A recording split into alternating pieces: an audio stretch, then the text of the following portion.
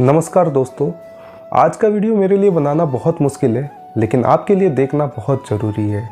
Eklavya model residency school EMRS ने अपनी PG teacher की वैकेंसी के लिए 14 दिसंबर 2025 को एग्ज़ाम आयोजित करवाया था।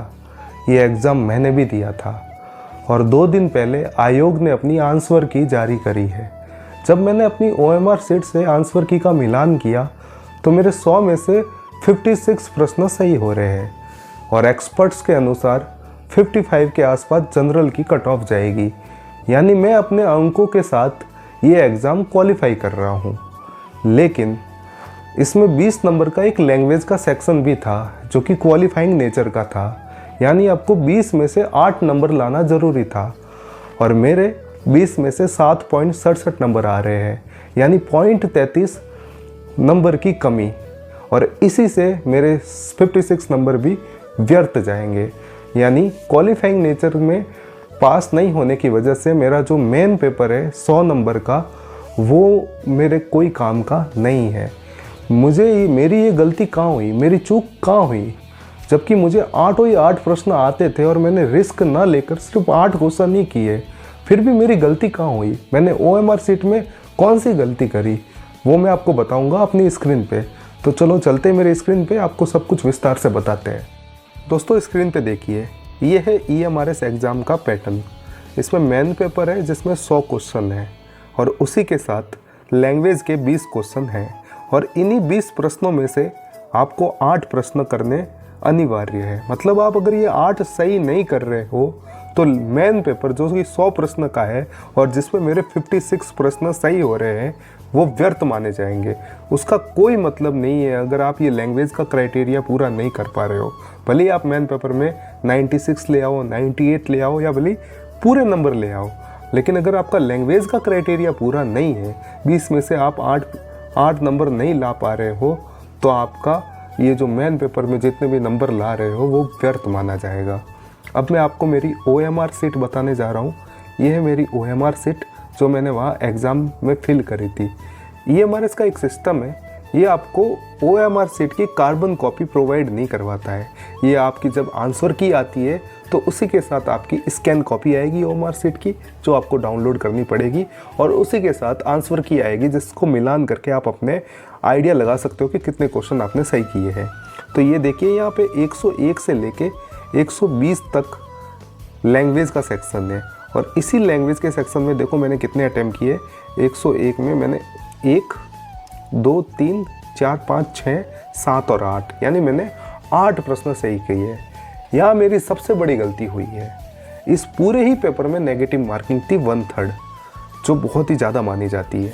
मैं बहुत ज़्यादा डर गया था और जहाँ भी जो क्राइटेरिया होता है उस क्राइटेरिया में डर तो लग ही जाता है। मतलब आप एक अलग ही दबाव में आ जाएंगे। मुझे लैंग्वेज में करीब 10 में से 11 सवाल पक्के आते थे, लेकिन मैंने सोचा कि यार रिस्क नहीं लेना है, इसलिए मैंने फैसला किया कि मैं सिर्फ वही 8 सवाल करूँगा जो मुझे 100% आते हैं। और इन्हीं 8 सवालों में से मेरे को एक प्रश्न में गलती हो गई है। वो 111 नंबर का प्रश्न है। उसमें मैंने क्या गलती करी वो मैं आपको बताऊंगा, ताकि आप उस गलती से सीख कर और भविष्य में वैसी गलती दोबारा नहीं करें। ये गलती बहुत जनों के साथ होती है, आज मेरे साथ हुई है, भविष्य में आपके साथ भी हो सकती है, इसलिए इसका ध्यान रखिए। मैं आपको वो क्वेश्चन बताऊंगा।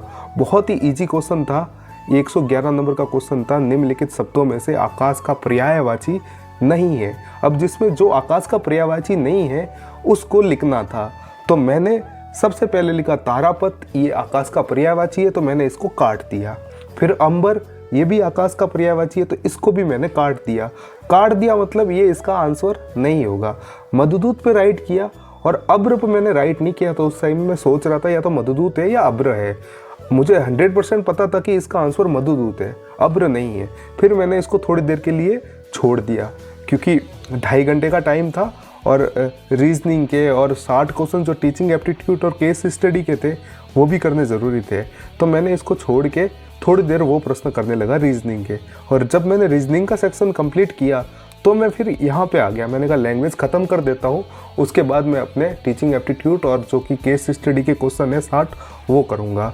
तो मैंने फिर यहाँ थोड़ा बहुत इस क्वेश्चन को टाइम दिया और फिर मैंने देखा कि हाँ इसमें अब्र है जो आकाश का पर्यायवाची। अब इसको मेरे को काटना था, उसकी जगह मैंने राइट कर दिया। राइट करके काटना था कि ये पर्यायवाची है, काटना था उसकी जगह मेरे दिमाग में आया है मतलब राइट कर दिया मैंने और इसको मैंने छोड़ दिया। फिर मैं अपना पेपर करने लगा पूरा। फिर जब मैं OMR सीट लास्ट में भरने गया तो जहाँ जहाँ टिक लगा था ना वो मैंने भर दिया। अब यहाँ पे अगर एक बार भी मैंने इस प्रश्न को वापस पढ़ लिया होता ना कि आकाश का पर्यायवाची नहीं है तो मैं अब्र को कभी राइट नहीं करता, मैं इसको काटता, मधुदूत को करता और यही मेरी सबसे बड़ी गलती हुई है। तो मैं आपको बस यही कहना चाहता हूँ कि एक बार क्वेश्चन को वापस पढ़ लो जहाँ भी आपको डाउट हो रहा हो, और हो सके तो OMR सीट को साथ के साथ पढ़ते चले। अगर साथ में आप नहीं पढ़ते तो एक बार जो जिन जिन क्वेश्चन में आपको डाउट है वो क्वेश्चन आप वापस देख लो और वापस देखने पर आपको क्या पता आपकी जो गलती है वो सही हो जाए। तो देखो मैंने इस तरह से टोटल 8 अटैम्प्ट किए जिसमें से 7 करेक्ट है, एक रॉन्ग हो गया। तो 7 क्वेश्चन में 0.33 जोड़ दे 7.63 मेरे नंबर आ रहे हैं, चाहिए थे 8 और 0.33 मेरे कम है। दूसरी तरफ मेरा मेन पेपर देखिए जहाँ मुझे मेरे 56 नंबर तो कंफर्म है और अभी कई सवालों पर ऑब्जेक्शन लगने वाला है तो स्कोर और ऊपर जाएगा। लेकिन एक क्वालिफाइंग पेपर की जिद ने मेरे सिलेक्शन को रोक दिया। तो दोस्तों आप सोचिए मेरे माइंड में क्या चल रहा होगा। मेरे मेन पेपर में 56 प्लस प्रश्न है और वो और भी बढ़ सकते हैं जब फाइनल आंसर की आएगी, लेकिन सिर्फ लैंग्वेज में 0.33 नंबर से मैं क्वालिफाई होने से रह गया। मुझे दुख इस बात का नहीं है कि मुझे पेपर नहीं आता था, मुझे दुख इस बात का है कि मुझे क्वेश्चन आते थे लेकिन मैंने अटेम्प्ट नहीं किए। तो इस गलती से अपन क्या सीख सकते हैं कि हम जहाँ कहीं भी क्वालिफाइंग नेचर है वह हमेशा कट टू कट अटेम्प्ट ना करें। 10 से 12 जैसे 8 क्वेश्चन का क्वालिफाइंग नेचर है तो कम से कम 10-12 क्वेश्चन करिए, 11-12 क्वेश्चन करिए, थोड़ा सा बफर रखिए, हमेशा कट टू कट अटेम्प्ट ना करें। और जो क्वेश्चन आपको डाउट लग रहे हैं उन डाउटफुल क्वेश्चन के एक बार क्वेश्चन जरूर पढ़ लें। OMR सीट में फिल करने से पहले एक बार आप क्वेश्चन अच्छी तरह से पढ़ लें। तो यही इस गलती के जो मैंने की है वो मैं आपको बताना चाह रहा था ताकि वो गलती दोबारा मैं भी नहीं करूं और आपको भी पता चले और आप भी वो गलती दोबारा ना करें और ये सावधानियां रखें ताकि आपका भी क्वेश्चन मेरी तरह से मेरा जैसा गलत हुआ जो मैं 0.33 से बाहर हो गया वैसे आप ना हो जाए।